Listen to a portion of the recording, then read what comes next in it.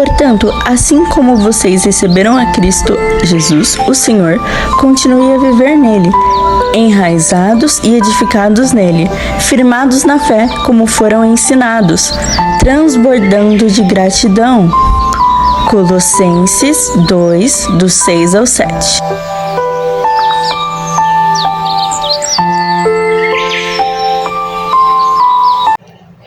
Bom dia! Estamos de volta com as nossas reflexões matinais enraizados em Cristo. Nós estamos meditando na graça diária, no Evangelho da Graça, meditando na carta de Paulo aos Romanos, capítulo 5. Hoje, nós vamos ler dos versículos 15 a 20, falando sobre a superabundante graça, como superabundou a graça de Deus sobre a vida do homem que crê em Cristo Jesus. Mas o dom não foi tal como a queda, porque se pela queda de muitos morreram, quanto mais, pois, abundará para muitos a graça e o dom de Deus por meio de um homem, Jesus Cristo. Porque o dom não foi tal como a transgressão de porque o juízo que surgiu por foi para a condenação, mas o dom foi para a justiça pelos muitos pecados. Porque se devido à transgressão de reinou a morte, muito mais reinarão em vida os que receberam a superabundante graça do dom e da justiça mediante o Senhor Jesus Cristo. Assim que do mesmo modo em que por causa da transgressão de veio a condenação para todos os homens, assim, por causa da justiça de virá a justificação para a salvação a todos os homens. Porque assim como por causa da desobediência de homem, muitos foram constituídos pecadores, assim também, mediante a obediência de muitos serão constituídos justos. Porque a entrada da lei provocou que abundasse o pecado, mas onde abundou o pecado, ali superabundou a graça de Deus. Para que tal como reinou o pecado para a morte, da mesma maneira a graça reine para a justiça, para a vida eterna, mediante o nosso Senhor Jesus Cristo. Aqui nós podemos perceber o triunfo da obra de Cristo sobre o pecado. E nós, então, podemos perceber aqui o primeiro contraste entre a ofensa de Adão e o dom gratuito de Cristo. Devido à ofensa do primeiro homem, morreram muitos. Trata-se aqui, evidentemente, de uma referência aos descendentes de Adão. Neste caso, a morte em questão pode ser tanto física quanto espiritual. O dom gratuito é ainda mais abundante sobre muitos, pois constitui uma manifestação maravilhosa da graça de Deus, concedida ricamente a uma raça de pecadores, e possibilitado pela graça de um só homem, Jesus Cristo. Então foi uma demonstração maravilhosa de graça da sua parte morrer por suas criaturas rebeldes.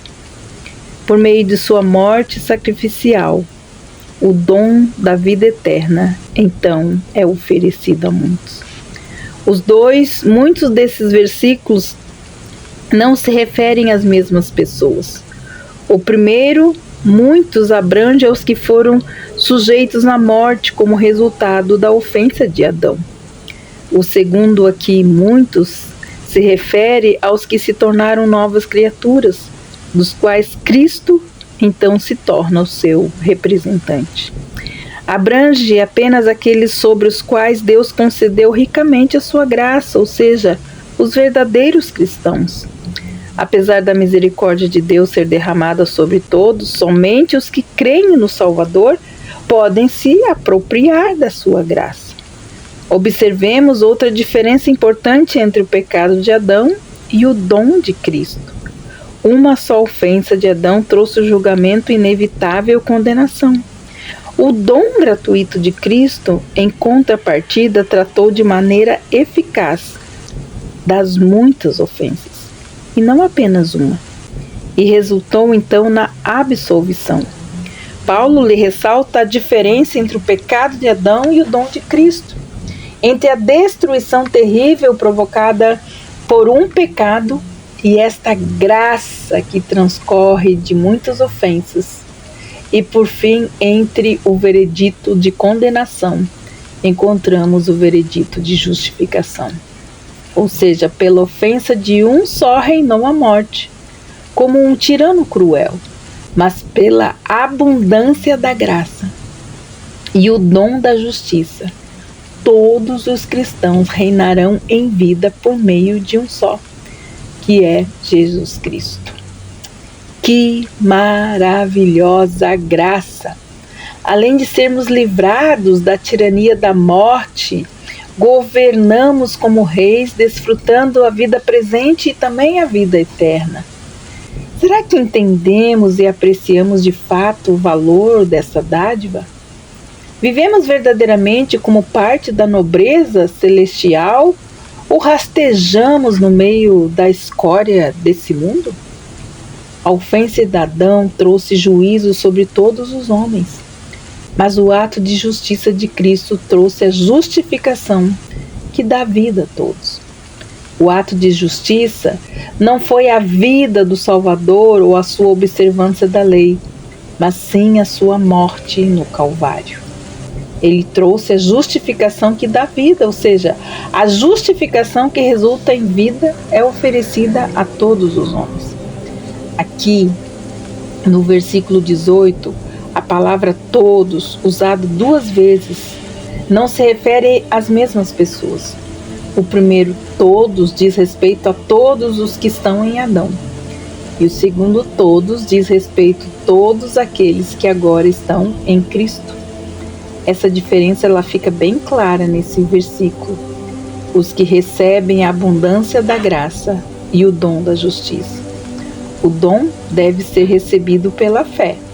Somente os que creem no Senhor receberão justificação que dá vida. Então, versículo 19 diz assim: assim como pela desobediência de Adão à ordem de Deus, muitos se tornaram pecadores, assim também por meio da obediência de Cristo ao Pai, os que creem nele serão declarados justos. Ou seja, a obediência de Cristo o levou à cruz, aonde ele carregou sobre si todos os nossos pecados. A palavra de Paulo no versículo 20, até aqui deve ter, às vezes, chocado algumas pessoas. Diante disso, pode muitas vezes surgir a pergunta: por que então a lei foi dada? Aqui o apóstolo Paulo responde: sobreveio a lei para que então se avultasse a ofensa. A lei não deu origem ao pecado, mas o revelou como uma ofensa contra Deus. Não salvou do pecado, mas revelou o seu caráter terrível. Então, é necessário que a graça de Deus, que é maior que todo o pecado humano, diz a palavra, aonde abundou o pecado, superabundou a graça de Deus. Aonde? No Calvário. Hoje, somos herdeiros por meio de Cristo dessa superabundante graça. Agora que o domínio do pecado, o qual castiga todos os homens com a morte, foi encerrado, então a graça de Deus reina pela justiça e concede então a vida eterna mediante Jesus Cristo, nosso Senhor. Observe aqui que a graça reina pela justiça, ou seja, todas as exigências da santidade de Deus foram cumpridas. E o castigo pelo pecado foi pago, de modo que Deus pode agora conceder vida eterna a todos os que lançam mão dos méritos de Cristo, se tornando então nosso substituto. Talvez encontremos nesse versículo alguma resposta, e eu espero que você entenda que a graça de Deus, ela pode ser superabundante sobre a sua vida quando você coloca Jesus como Senhor e Salvador da sua vida. É por Ele que nós somos redimidos, é por Ele que nós nos tornamos herdeiros de Deus, co-herdeiros com Cristo e semelhantes a Ele para sempre.